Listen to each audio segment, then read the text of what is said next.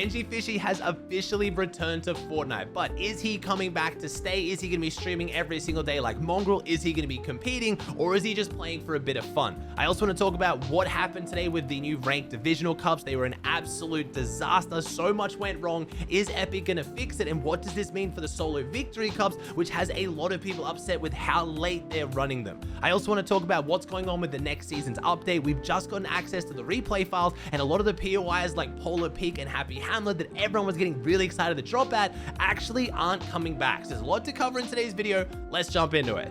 We have seen a lot of OG content creators and pros returning to the game, but there was one that a lot of people are asking about. Are we going to see the return of Benji Fishy? Mr. Savage has been teasing this for a while. They just recently had a meetup in person, which was filmed. It was super wholesome. We looked like something was brewing. Benji Fishy had even been spotted playing offline on a few people's friends list, clearly getting back into Fortnite and enjoying OG Fortnite, but he hadn't streamed it anywhere until today. We had Benji Fishy step back on Fortnite and stream, and he played some ranked and tried it out, and I want to talk about a few of the questions. Is he returning to Fortnite?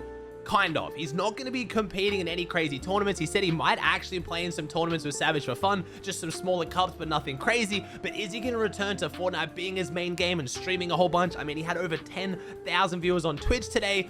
Not really. If you guys haven't been keeping up with Benji Fishy's story, he is now a tier 1 signed Valorant pro. He is now signed to the organization Heretics, a Spanish org which are in the tier 1 Valorant division. So he is going to be competing in VCT in 3 months, the highest level of Valorant. So he just doesn't have time to, play a bunch of Fortnite. He's clearly been enjoying the OG season. If you watched any of his streams today, you could very, very quickly tell that he was clearly having a bunch of fun. And honestly, he's still really, really good. He was talking about his edits and builds and his keybinds feeling weird, but from watching him, I was honestly extremely impressed at how much Benji had maintained. Now, unfortunately, this didn't translate too well into their games. Benji and Savage first tried to play some duos, tried to get a duo build win. Unfortunately, the best they could get was a second place. They had a really, really good game, but they couldn't clutch it out at the very end, versing two very interesting opponents on high ground who just were not having any fun on OG Fortnite. So they jumped in a squad with Clix and Mongraal. So we now have Clix, Benji Fishy, Mr. Savage, and Mongraal. Surely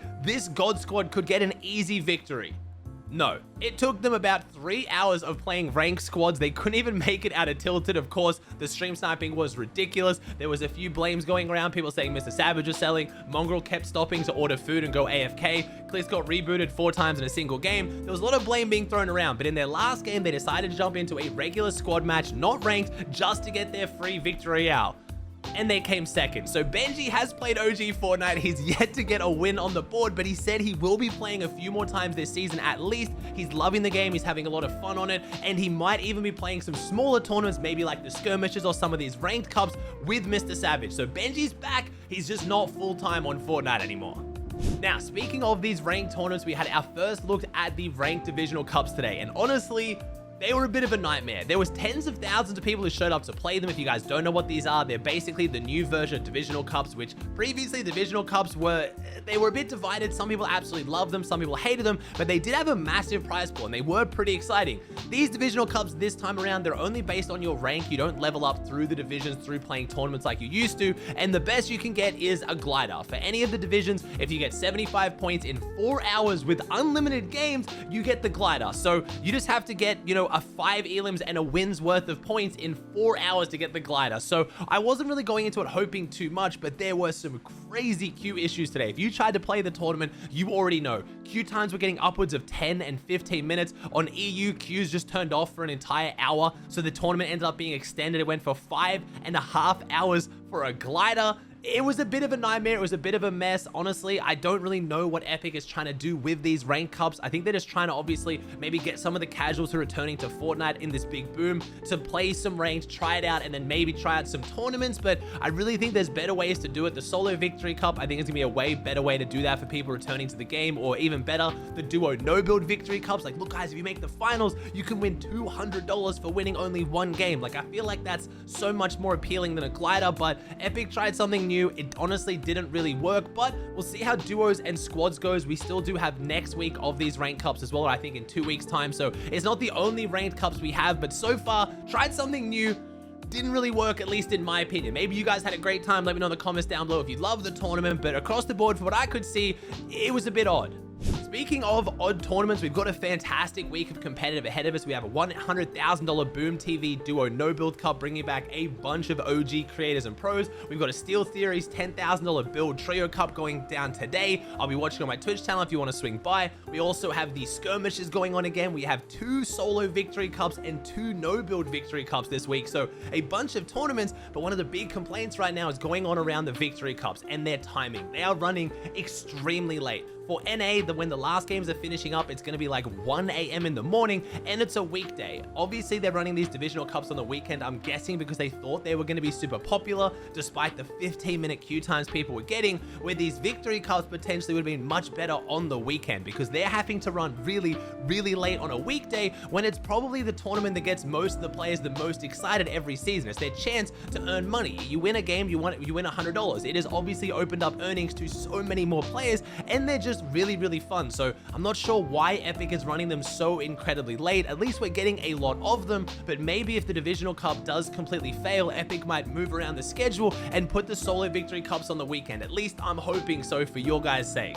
That's not the only complaint we've been getting from the Epic community this week. I'm not trying to make this video doom and gloom. I promise we have had one of the more controversial items being added this season. I didn't make a video recapping the new update because not that much changed, but one of the major changes was the grapple glove. The grapple glove has been re-added into OG Fortnite despite very clearly not being an OG item, and this has upset a lot of people. It is very easy to find. You can get it from the Rift encounters, which obviously weren't in OG Fortnite. We're bringing them back, but you also get them out of airdrops. Now, this is very clearly not a Chapter 1 item, and that's why people are upset. We're less than 1 week into the OG Fortnite season. Everyone's loving it. It's a huge success. Why are we already bringing new items back into the loot pool? And I fully get that. I definitely understand where people are coming from. The OG Fortnite season has been a huge success, and it's because of the nostalgia. But I would argue, as far as gameplay goes, the changes they're making to existing weapons, like the grapple gun, for example, that no longer makes you take full damage, is probably, for me, ruining the nostalgia more than anything, because it's taking an item that I already knew and loved and worked a specific way, and it's completely changing how it works. The grapple gun is so much stronger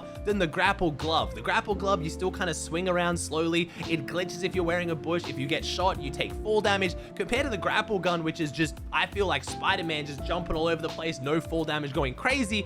I would honestly run the grapple gun over it anyway, but it has divided a lot of the community. A lot of people are hoping that in the future seasons of updates we're going to get throughout this season, when we get the season 9 and 10 update, for example, we're not going to get more items from future chapters, and we're going to keep the loot pool to purely Chapter 1, and I totally get that criticism.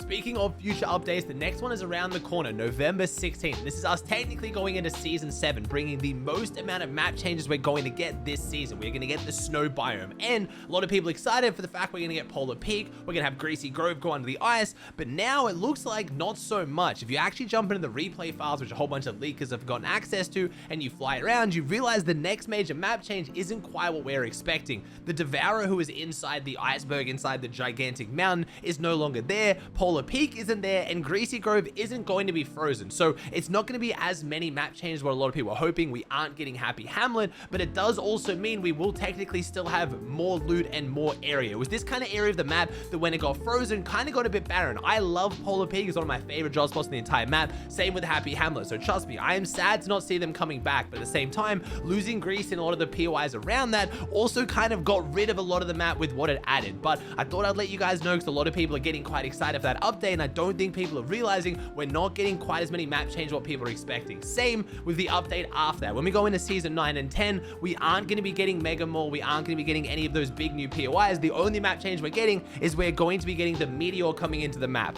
I don't really know what's going on with the storyline right now. I will be honest, I'm really struggling to figure out why we're even back in time and what's happening. I know it's playing through Kato Thorne's time machine, and it looks like we're going to relaunch the rocket at the end of this season for the event, and then we're going to go into a black hole for the new chapter, but this season isn't quite progressing the same way I thought it was. I thought there was going to be more cinematics or some kind of idea of the storyline, but I thought I'd let you guys know what's going on for the future updates. We still will have a whole bunch of cool new items, a whole bunch of cool new vehicles, but the map changes are going to be pretty limited throughout the rest of this season.